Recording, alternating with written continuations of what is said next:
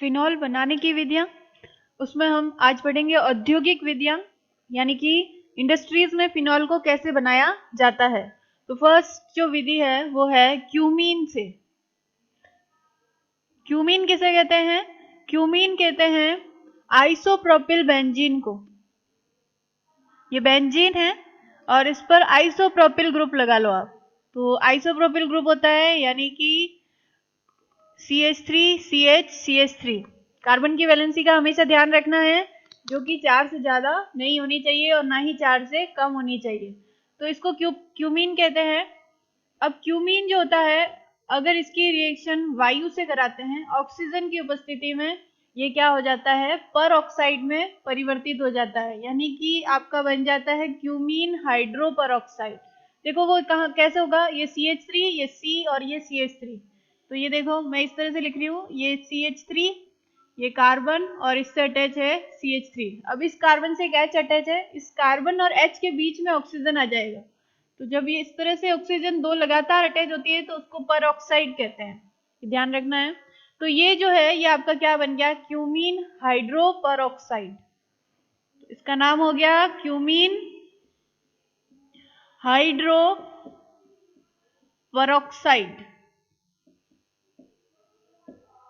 अब क्या करेंगे, इसका हम तनु अम्ल से रिएक्ट कराएंगे, तनु अम्ल की उपस्थिति में जल अपघटन करवाएंगे, तो ये बदल जाएगा किसमें, फिनॉल में। यानी कि इस बेंजीन रिंग से ये OH अटैच हो जाएगा और यहाँ पर ये वाला बॉन्ड यहाँ फॉर्मेशन हो जाएगा C और O के बीच में, तो ये एसीटोन में बदल जाएगा। तो यहाँ पर आपको देखिए क्या मिलेगा, ये बेंजीन है, इससे ये OH अटैच हो जाएगा, तो ये बन गया फिनॉल और ये CH3CO CH3 में बदल जाएगा। तो ये हो जाएगा CH3 C double bond O CH3। तो इसको हम कहते हैं एसीटोन। ये है एसीटोन और ये है फिनॉल। तो यहाँ पर दोनों ही प्रोडक्ट जो होता है वो इंडस्ट्री में बहुत यूजफुल होते हैं, इसलिए ये विधि जो होती है वो उद्योगों में अपनाई जाती है फिनॉल बनाने के लिए, क्योंकि इसमें जो उप उत्पाद है एसीटोन वो भी काफी यूजफुल होता है। नेक्स्ट है क्यूमीन के बाद, नेक्स्ट अगर आप बेंजीन है और बेंजीन की रिएक्शन आप करवाते हैं ऑक्सीजन से in presence of vanadium pentoxide और 583 केल्विन पर। वेनेडियम पेंटाऑक्साइड यहाँ पर उत्प्रेरक का काम करेगा। तो अगर आप ऐसा करते हैं तो डायरेक्ट आपको क्या मिल जाएगी, फिनॉल, यानी कि बेंजीन जो है वो ऑक्सीकृत हो गई वेनेडियम पेंटाऑक्साइड और 583 केल्विन पर। तो यहाँ पर है कि अगर आप बेंजीन को 583 केल्विन पर वेनेडियम पेंटाऑक्साइड में से प्रवाहित करते हैं और ऑक्सीजन की प्रेजेंस में, तो बेंजीन किस में कन्वर्ट हो जाती है, फिनॉल में कन्वर्ट हो जाती है। नेक्स्ट है आप कोलतार से भी बना सकते हैं, इंडस्ट्रीज में कोलतार से भी फिनॉल को बनाया जाता है। कोलतार कहाँ निकलता है, जब आप पेट्रोलियम निकालते हैं, पेट्रोल निकालते हैं, तो पेट्रोल का प्रभाजी आसवन करते हैं, उसमें आपको कोलतार भी मिलता है। और फिर जब आप कोलतार का प्रभाजी आसवन करते हैं तो मध्य तेल प्रभाज के रूप में आपको जो मध्य तेल प्रभाज मिलता है उसमें क्या होता है, ज्यादातर नेफ्थलीन और फिनॉल ही होते हैं। अब आपको उस नेफ्थलीन और फिनॉल के मिक्सचर में से फिनॉल को पृथक करना है, तो आप उस मध्य तेल प्रभाज की रिएक्शन जो है वो जो कोलतार से मिला है हमको, क्या, मध्य तेल प्रभाज, प्रभाजी आसवन से, इसकी रिएक्शन, इस मिक्सचर जिसमें क्या है, मुख्यतः क्या है, इसके अंदर फिनॉल है और नेफ्थलीन है, नेफ्थलीन। तो इस मिक्सचर के रिएक्शन आप क्या कराते हैं, सोडियम हाइड्रोक्साइड से करवाते हैं। तो क्या होता है कि जो इसमें फिनॉल है वो किस में बदल जाता है, सोडियम फिनॉक्साइड में बदल जाता है। तो आपको फिनॉल से इसमें क्या मिल जाता है, सोडियम फिनॉक्साइड C6H5ONa। ऐसा भी लिख सकते हैं हम सोडियम फिनॉक्साइड को, या फिर हम इस तरह से भी लिख सकते हैं ONa। दोनों में से कुछ भी लिख सकते हैं आप, दोनों का एक ही मतलब है, C6H5ONa और इस तरह से बेंजीन और ONa, इसको सोडियम फिनॉक्साइड कहते हैं। तो इस मिक्सचर में प्रेजेंट जो फिनॉल है वो सोडियम हाइड्रोक्साइड से रिएक्शन करके किसमें बदल जाएगा, सोडियम फिनॉक्साइड में। अब आप इसकी कार्बन डाइऑक्साइड की उपस्थिति में अपघटन करवा देते हैं, तो ये किसमें बदल जाता है, फिनॉल में। फिर आपको क्या मिल जाएगा, फिनॉल प्लस साथ में क्या बन जाएगा, Na2CO3। तो इस तरह से ये रिएक्शन कंप्लीट होती है। यहाँ आपको 2 इसके लेने पड़ेंगे। तो यहाँ पर ये होगा कि जो सोडियम फिनॉक्साइड है उसकी अगेन रिएक्शन आप कार्बन डाइऑक्साइड से अपघटित करवाते हो तो वो किस में बदल जाता है, फिनॉल में। इस तरह से हम कोलतार से फिनॉल को बना सकते हैं उद्योगों में।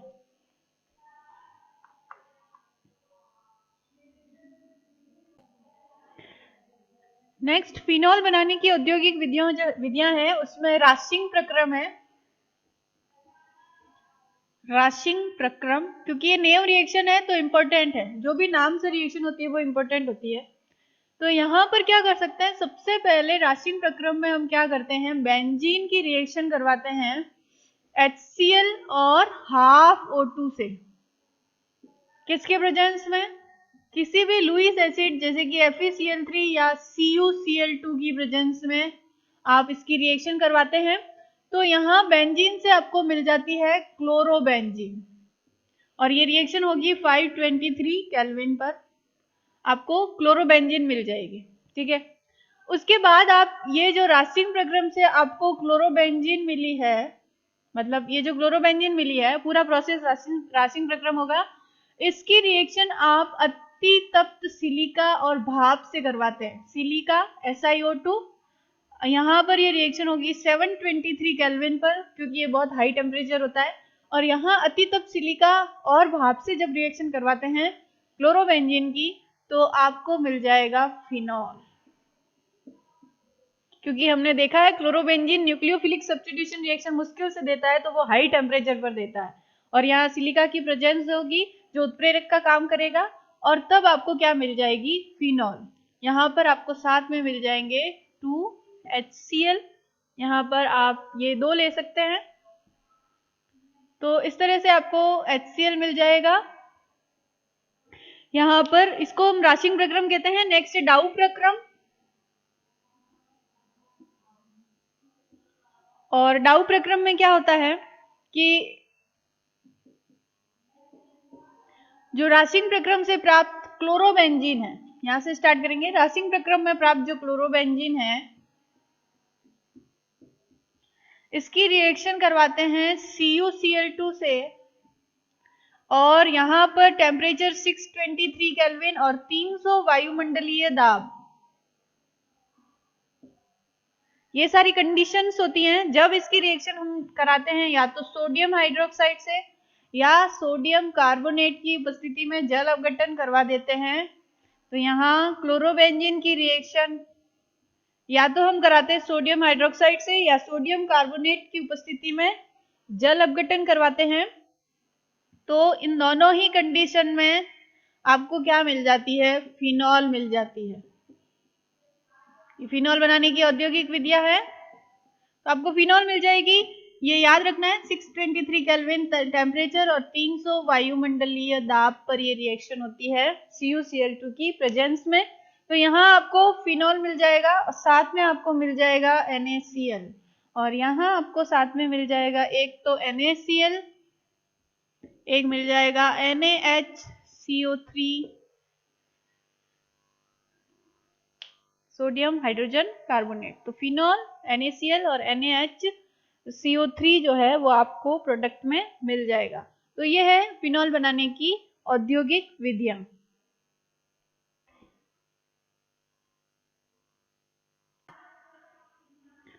भौतिक गुणधर्म, फिनॉल के फिजिकल प्रॉपर्टीज जो है भौतिक गुणधर्म, उसमें पहला तो यही है कि ये रंगहीन और क्रिस्टलीय ठोस पदार्थ होता है जिसकी एक विशिष्ट गंध होती है।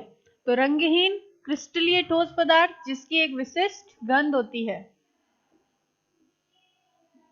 रंगहीन क्रिस्टलीय ठोस है और इसकी क्या होती है, एक विशिष्ट गंध होती है।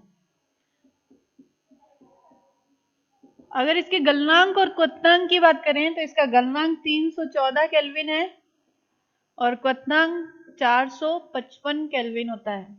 अगर घुलनशीलता की बात करें फिनॉल के, तो ये जल में आंशिक विलय है, इसलिए ये इंपॉर्टेंट चीज है कि ये जल में आंशिक विलय। क्वेश्चन क्या आता है कि फिनॉल जल में आंशिक विलय क्यों होता है, तो आप लिखेंगे क्योंकि ये जल के साथ, कोई भी अगर जल में घुलती है चीज तो वो जल के साथ हाइड्रोजन बॉन्ड बना पाते हैं, इसलिए वो जल में घुल जाते हैं। तो आप लिखेंगे कि जल में कोई भी अगर ऑर्गेनिक कंपाउंड की बात करें कि वो जल में क्यों घुलता है, तो वो जल के साथ हाइड्रोजन बॉन्ड बनाता है, इसलिए वो जल में घुल जाता है। तो क्योंकि फिनॉल जो है, अगर हम फिनॉल के स्ट्रक्चर देखें तो ये है फिनॉल, और अगर हम वाटर को देखें तो HOH। तो यहाँ देखो हाइड्रोजन बॉन्ड कब बनता है, जब हाइड्रोजन दो अधिक विद्युत ऋणी तत्वों के बीच में आ जाता है। तो यहाँ फिनॉल और जल के अणु में क्या दिखा दोगे आप, हाइड्रोजन बॉन्डिंग दिखा दोगे, क्योंकि फिनॉल जल के साथ हाइड्रोजन बॉन्ड बना पाता है, इसीलिए ये जल में घुल जाता है। लेकिन ये कंप्लीटली नहीं घुलता, आंशिक घुलता है। क्यों? क्योंकि ये जो बेंजीन रिंग है इसका साइज बड़ा होता है, जिससे हाइड्रोजन बॉन्ड इतने इफेक्टिव नहीं बन पाते हैं। तो इसीलिए फिनॉल जो है वो जल में आंशिक विलय है। तो ये इंपॉर्टेंट है, यहाँ से क्वेश्चन बन सकता है। नेक्स्ट है कि अगर आप बात करें कि फिनॉल, अगर आप कार्बनिक विलायकों की बात करें जैसे कि बेंजीन और अल्कोहल, तो इनमें ये आसानी से घुल जाता है। बेंजीन और अल्कोहल में आसानी से घुल जाता है। दूसरा होता है कि अगर फिनॉल वायु के संपर्क में आता है तो वो गुलाबी रंग का हो जाता है, ऐसा क्यों? तो आप लिखेंगे क्योंकि फिनॉल जब वायु के संपर्क में आता है तो वो बदल जाता है हाइड्रोक्सीक्विनोन में, पैराबेंजाक्विनोन। इसको क्या कह सकते हो आप, पैराबेंजाक्विनोन। तो ये पैराबेंजाक्विनोन में बदल जाता है और इसीलिए ये क्या करता है, गुलाबी रंग का हो जाता है। तो आप क्या लिखेंगे, फिनॉल वायु की उपस्थिति में ऑक्सीकृत होकर पैराबेंजाक्विनोन बनने के कारण गुलाबी रंग के द्रव में बदल जाता है। नेक्स्ट है आपका, अगर आप बात करें कि फिनॉल जो है वो विषैला होता है, अगर ये आपकी चमड़ी पर गिरेगा तो उस पर फफोले हो जाएंगे, तो पॉइजनस होता है। और नेक्स्ट है कि ये एंटीसेप्टिक भी है और कीटाणुनाशक के रूप में भी उपयोग में लिया जाता है। यहाँ से एक क्वेश्चन यहाँ से बनेगा कि अगर ये वाटर फिनॉल जो है वो जल के अणु के साथ हाइड्रोजन बॉन्ड बनाता है, तो फिनॉल फिनॉल के अणु के साथ भी हाइड्रोजन बॉन्ड बना सकता है। ये देखिए फिनॉल, अगेन आप दूसरा फिनॉल बनाओ। तो जब भी कोई कंपाउंड जो होता है वो अपने ही अणुओं के साथ हाइड्रोजन बॉन्ड बनाता है तो उसका क्वथनांक बढ़ जाता है, ये हमेशा बात ध्यान रखनी है। तो इसमें अंतराणुक हाइड्रोजन बॉन्डिंग पाई जाती है, अंतराण्विक हाइड्रोजन बॉन्डिंग पाई जाती है फिनॉल में, और इसीलिए फिनॉल जो होता है फिनॉल के ही दूसरे अणुओं के साथ क्या बना सकता है, हाइड्रोजन बॉन्ड बना सकता है। यहाँ देखिए हाइड्रोजन दो अधिक विद्युत ऋणी तत्वों के बीच में आ गया, तो यहाँ हाइड्रोजन बॉन्डिंग पॉसिबल होगी। तो हमेशा आप ध्यान रखो कि अगर किसी में अंतराण्विक हाइड्रोजन बॉन्डिंग है, यानी कि दो अणुओं के बीच में, एक ही अणु के अंदर हाइड्रोजन बॉन्ड है तो क्वथनांक नहीं बढ़ता है, लेकिन अगर उसी कंपाउंड के दो अणुओं के बीच में हाइड्रोजन बॉन्डिंग अगर पॉसिबल है तो क्वथनांक बढ़ जाता है। क्योंकि अब इसको ठोस से द्रव में बदलने के लिए, आप क्वथनांक मतलब द्रव से गैस में बदलने के लिए आपको ये वाले बॉन्ड एक्स्ट्रा ब्रेक करने पड़ेंगे।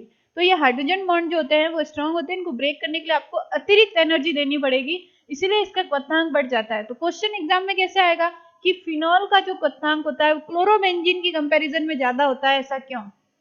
मोस्ट प्रोबेबल क्वेश्चन है ये कि क्लोरोबेंजीन की तुलना में फिनॉल का क्वथनांक ज्यादा होता है, क्यों? तो आप बताएंगे क्योंकि फिनॉल जो होता है उसमें अंतराण्विक हाइड्रोजन बॉन्डिंग पाई जाती है, जिसके कारण उसका क्वथनांक जो होता है वो क्लोरोबेंजीन की तुलना में ज्यादा होता है, और फिर आप हाइड्रोजन बॉन्डिंग बनाकर शो कर देंगे।